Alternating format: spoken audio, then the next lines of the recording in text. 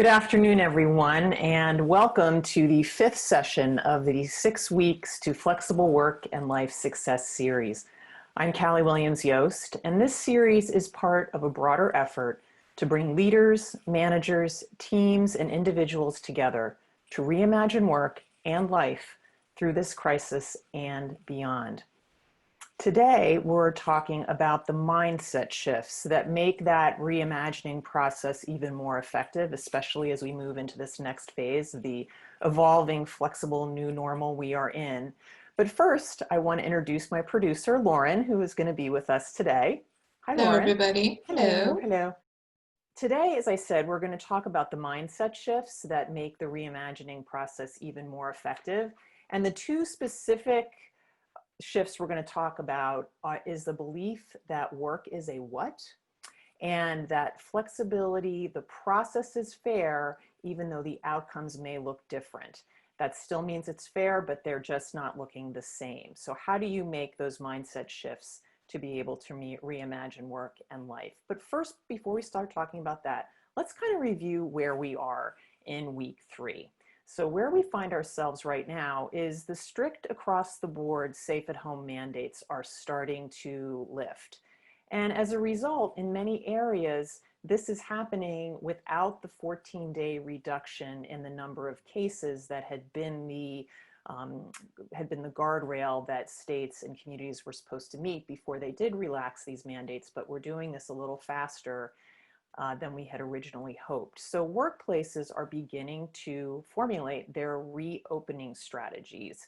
Now, as we all know, tens of millions of people did not close down and are still working, but that is the language that we're using. And I think it's unfortunate. If you had a chance to read the op-ed that I wrote for USA Today that came out last Thursday, you'll know I think that narrative is not accurate and somewhat unfortunate. However, it is the language that we're using, so I will probably refer to it during this session just automatically. My preferred language is rebuild the momentum of the economy, but I may say reopening. But anyway, we are moving to that phase more quickly, and we're doing that without the wide-scale testing, contact tracing, and treatment that, again, really has been the primary focus of most of the conversation about what it will take in order to rebuild the momentum of the economy and reopen workplaces. So what that means is we really have, the only thing we have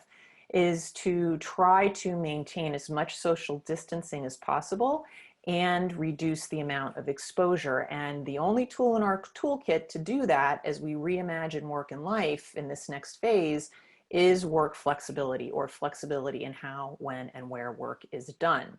So today I want to talk about those mindset shifts that allow you to access all those possibilities within that toolkit. Because as you reimagine this next phase, you really are going to want to keep it simple again.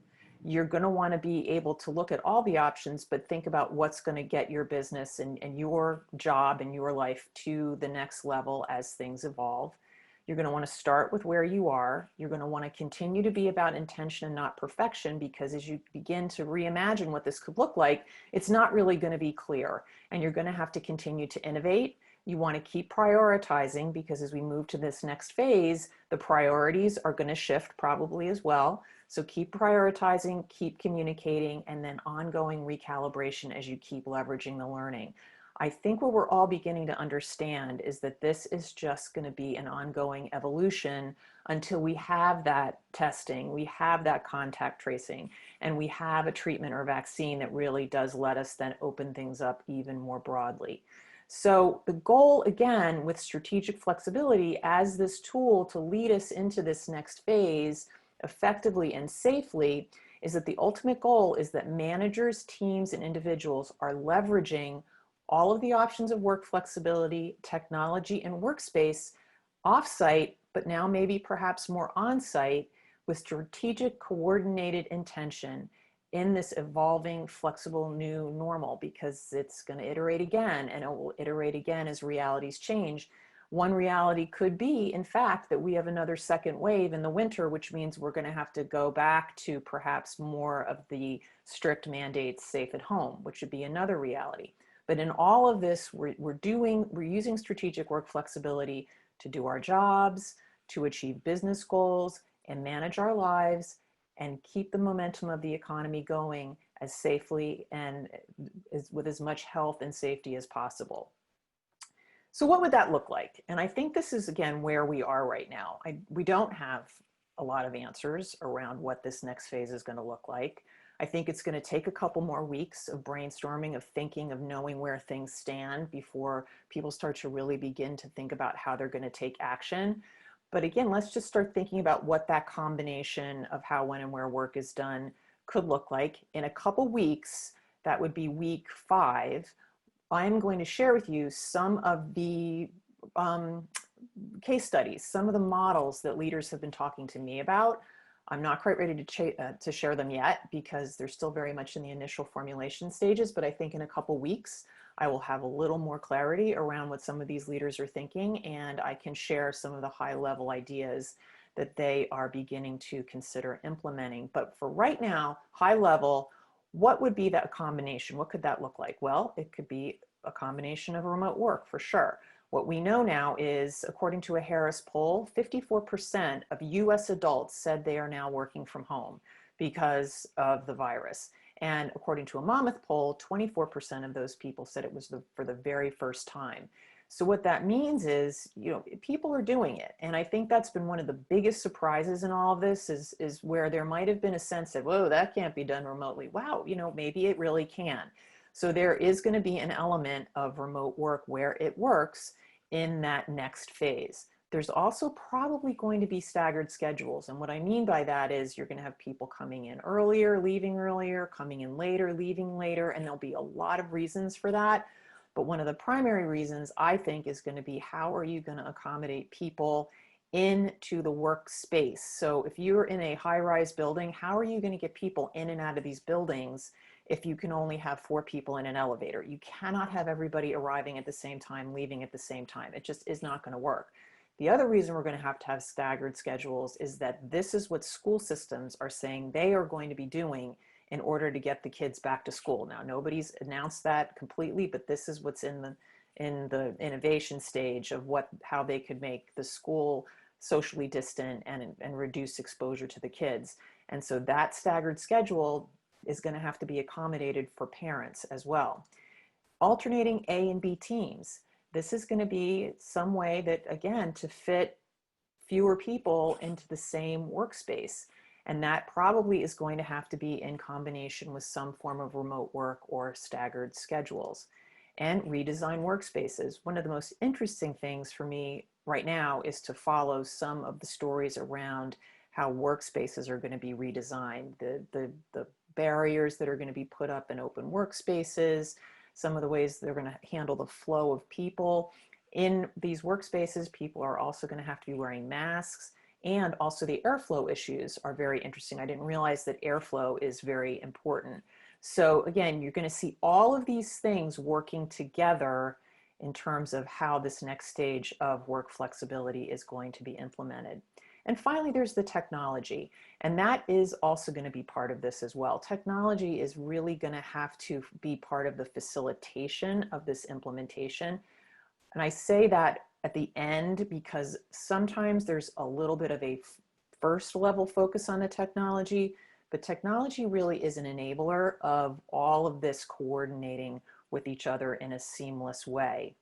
So remember, all of those things are the infrastructure. And this is where I'm going to get to the mindset shift. So all of these remote work, staggered schedules, A and B teaming, technology, redesign workspaces, all of that comes together if you're using it intentionally into this sort of infrastructure where, when, and how, which again is very important.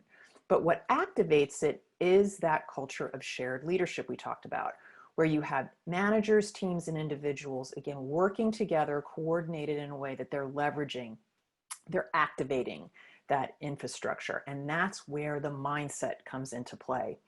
Because if we're not thinking in a forward facing way, in a new way, so that we can access all of the possibilities in how, when, and where work can be done, then we're not going to be able to activate it. And that's what I want to talk about in terms of the two mindset shifts that I want to make sure that we are focusing on and get right so that you have access to all the possibilities. So here are the two mindset shifts that I want to talk about. The first is that work is a what and not a where.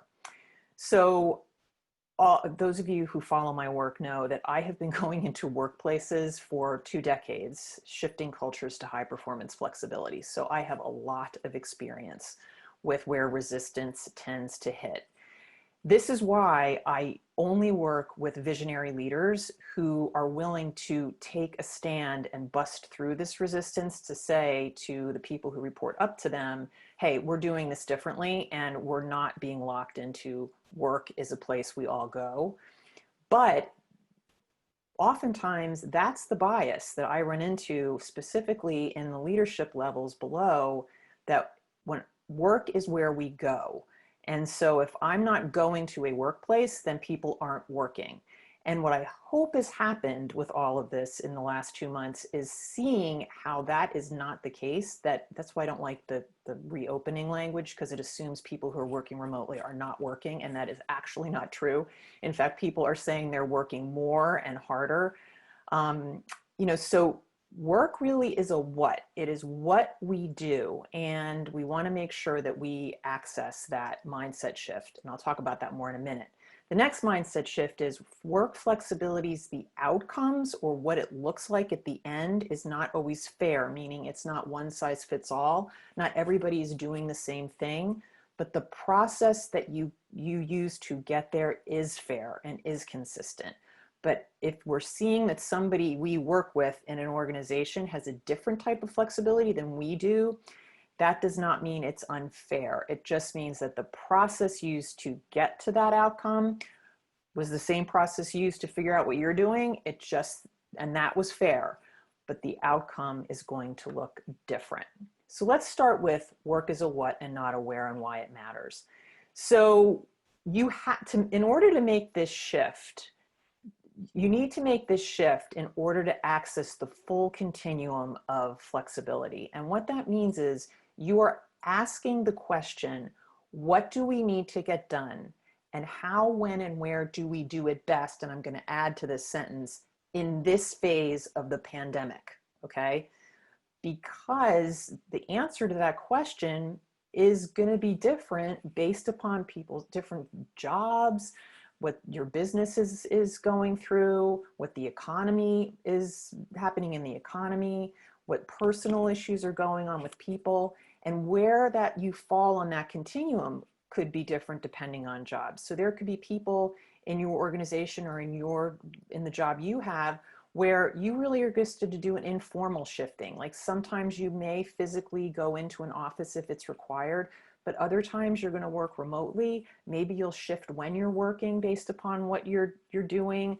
But again, that's very informal and you're able to do that. But for other people and other organizations and other jobs, it may be a formal reset. It may be a plan. It may be you are part of an A team, you are part of a B team. You are never, ever switching because we can't have you exposing each other. This is when you're coming in. This is when you're leaving. This is when you're coming in. This is when you're leaving. This is where you're working. It may have to be much more specific and formal. But again, the goal by focusing on the what is that you're accessing all of those options along the continuum as you answer that question. What do we need to get done and how, when, and where do we do it best? Because in this pandemic, because again, it's not necessarily going to be one size fits all, and we're going to get to that in a minute. But more importantly, you want to also be able to keep accessing this continuum of options as the realities with the pandemic change. So what that means is you want to get used to looking at work as a what, so that if for some reason we do hit this second wave in the winter, you can pivot again. You can recalibrate how, when, and where people are working in order to respond to that second wave. So again, mindset shift. Work is a what, it is not a where. And I'm going to say pretty confidently, even just 2 months ago, there was a heavy percentage of people who thought work was aware. And as we move into this next phase, we can't default to that bias. We have to get ourselves to look at work as a what and see all the possibilities along the continuum. Now that brings me back to work flexibility is not always fair as a mindset shift. And what that means is that the process is fair, but the result is not one size fits all. So I'm going to use an example of an organization I've been talking to that has various different jobs. Their business has different elements that they're focusing on right now because of what's going on in the economy. They have different considerations based on the fact that, you know, people really do on certain jobs work better on site, but they don't want to expose them. They want to limit the exposure to the virus, recognizing it's still very real. And also recognizing the personal realities of the people that work in the organization. They have to take that into consideration. So I'll give you just a very broad example. So this is a manufacturing company, research and manufacturing company, and they have a whole host of different jobs. They do have a lot of people who can do their jobs remotely, and they are doing their jobs remotely right now. They also have a group of people who are deemed essential and have been doing this A and B teaming staggered shift work plan, this reset plan, where they are coming in this very rigid A and B teaming. They have a medical review before they come on site, and some are coming in much earlier, some are coming in much later, in order to extend the amount of people who can come in that A and B team period. Even then, they're only at 80% productivity. And that's got to be okay. They've made that decision as an organization. It's much more important for people to be healthy, not exposed, and be fine with that 80% productivity for now. They have a whole other group that has got to be much more on site, and that group's having even more sort of intense medical screening so that they can be on site, have a degree of distancing, but know in a much more specific way who is exposed and who is not. There's also a beginning conversation around how to perhaps adapt the next phase to the personal realities of various different groups in the organization. Specifically, they've been talking about parents. As we move into this next phase, you know, that's a real thing. You've got 45 million kids that are not in school, and there is no childcare. And what do these parents do? So again, that's going to have to be accommodated for. You have elder caregivers who also do not have care. That's going to have to be accounted for. You have people with health conditions or pre-existing conditions that may make it dangerous for them to even be on public transportation, and or even in a physical office with other people who haven't been tested and there is no contact tracing. So as we go into this next phase, whatever the process is that is used to determine the factors that are used to determine which jobs are done when, where, and how, that process needs to be upfront. People need to know what it is, and it needs to be fair. But at the end of the day, when there are different outcomes, that's a mindset shift. That's okay, because it can't all be one size fits all. It can't. Because if you make it that way, then you will not have access to the full continuum of options to keep to do all the things we said, right? Leverage with strategic intention, to do your job, to run the business, to manage your life, and to sustain the economic momentum in a healthy, safe way. So those are the two mindset shifts. The first one, again, is work's a what, and work flexibility is not always fair. The process is fair, even though the outcomes may be different. So here's a tool we put together for you, and do it on your own when you have a few minutes. Just sit back and ask yourself, where do I sit with these mindsets? Have I made the shift? Do I see work as a what? And do I understand that as long as the process is fair and seen as fair, that there may be different outcomes based on different jobs, based on different personal realities, the business, the economy, what's going on with the virus. And I know that the goal for those two mindset shifts is to give me access to that entire continuum of options, not only now, but as we move into all the different phases of this management, this crisis. So before we get to the Q&A, I just want to tell you what's coming up on Thursday, and I really hope you join me because we're going to talk about the habits and moments of physical, emotional, and mental well-being. One of the things I think it's starting to settle in right now is this is going to go on for a while. It's going to be an evolving new normal. It's not going to stay the same way as these safe at home mandates lift. It's going to become something else, and then it's going to be something else as new things evolve. But we have to stay in this. We have to be our healthiest and best self and find a way to be able to stay in the change. So I really want to focus on Thursday specifically on those priorities or those tweaks that you're putting into your quarantine daily routine that help you be your physical, emotional, and mental best. Because as we've said, the rule of thumb is when the disruption is the greatest, then you want to be even more specific about your priorities. I am going to share with you what a 25-year practice that I do religiously that really does help me sustain my emotional and mental well-being. It is a habit I started 25 years ago at a very difficult period that could maybe mirror what a lot of people are feeling right now.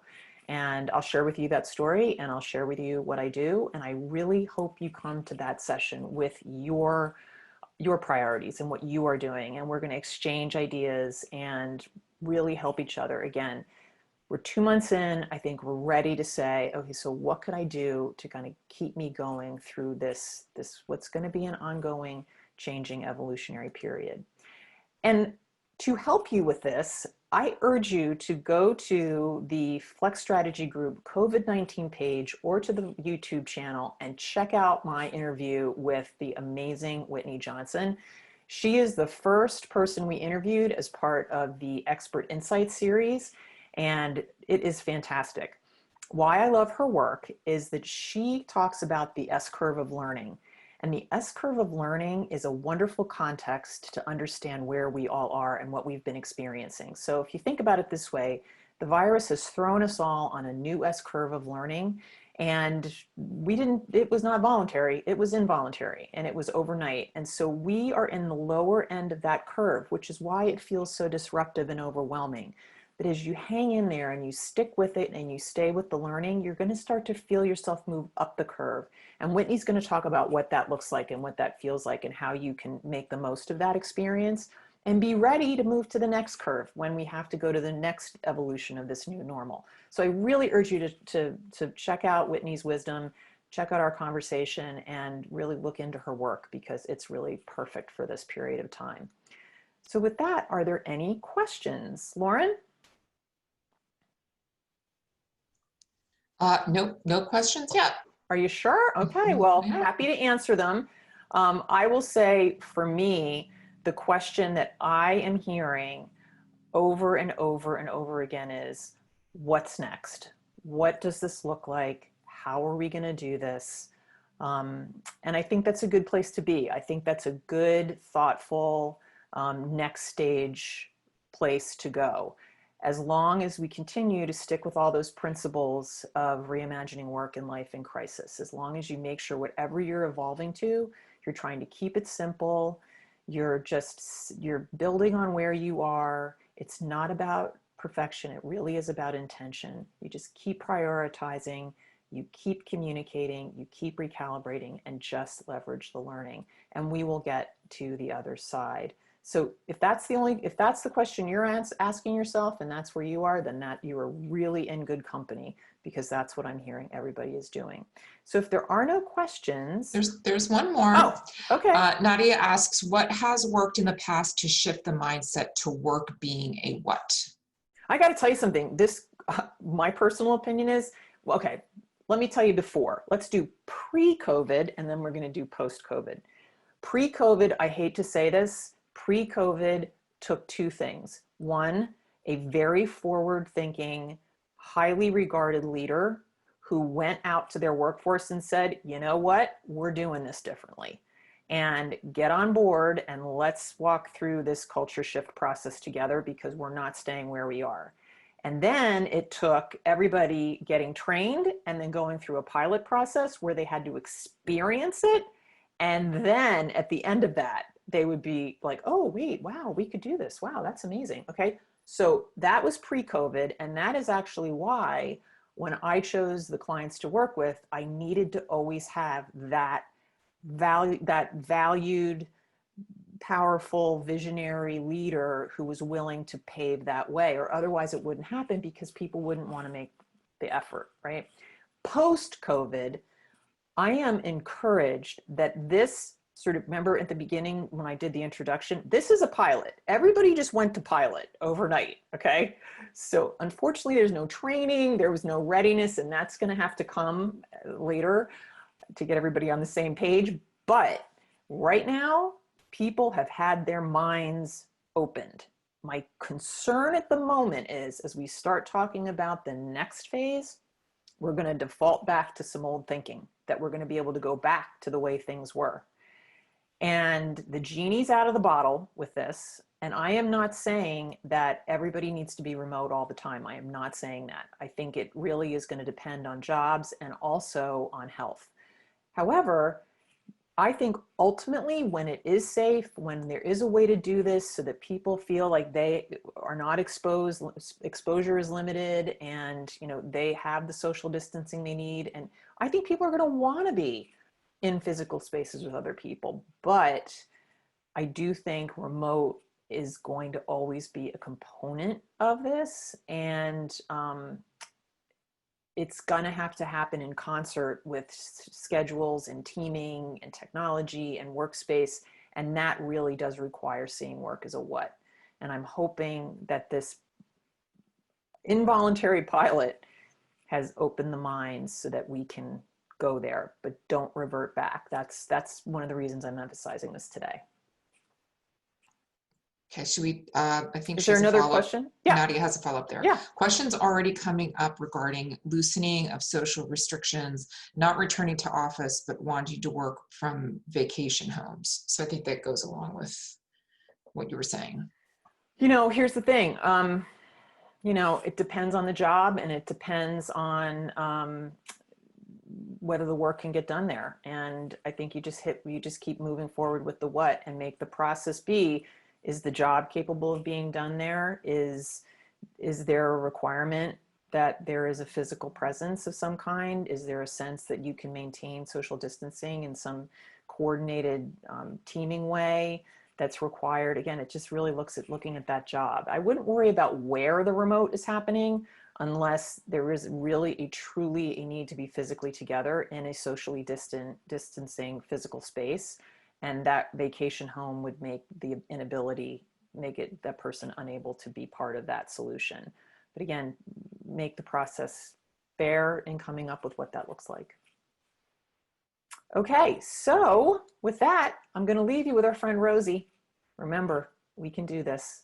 This is going to be an ongoing thing, and it is our Pearl Harbor, but it is also our Rosie the Riveter moment. And I really appreciate you joining me here for these sessions, because my goal truly is to help you be Rosie and to dive in there and partner with everybody in your life to really reimagine work and life to get through this crisis, but also to thrive on the other side. So with that, thank you so very much. And I hope I see you all on Thursday. If not, I'll see you next Tuesday. And thanks so much. Have a good one.